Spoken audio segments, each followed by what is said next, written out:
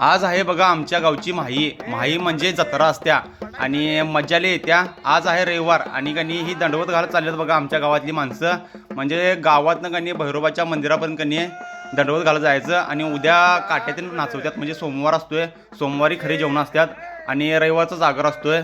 आणि आमच्या इकडं कनी माही एक नंबर असते, म्हणजे यात्रा खतरनाक असते बघा, जोरात असत्या। गावाकडचं जीवन खतरनाक असते आणि ह्या असं कनी तिथं जायचं आणि बायका पाठीमागं कनी घागऱ्या वगैरे घेऊन येतात। मग तिथनं आलो बघा मंदिरात। मंदिर कसं रंगवले, एक नंबर खतरनाक रंगवले बघा। हे बघा दंडवत पडायला कनी ही सगळी माळावरची पोरं आहेत बघा। माळावरची गँग कशी आहे, नाद खोळा।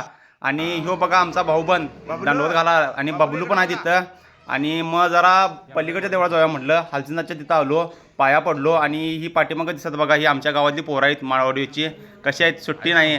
मग तिथनं तुम्हाला जत्रा दाखवतो बघा। जत्रा काय एवढी जास्त भरा नाही, आल्या तेवढी 5-6 दुकानं।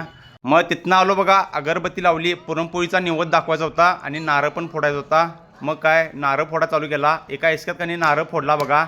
मग तिथनं कनी हालसिंगनाथच्या मंदिरात गेलो, आई मी यश आम्ही तिघंजण आलो पाया पडायला। दुपारचं 1 वाजलेलं आणि तुम्हाला मी आता तळं दाखवणार आमच्या गावाचं।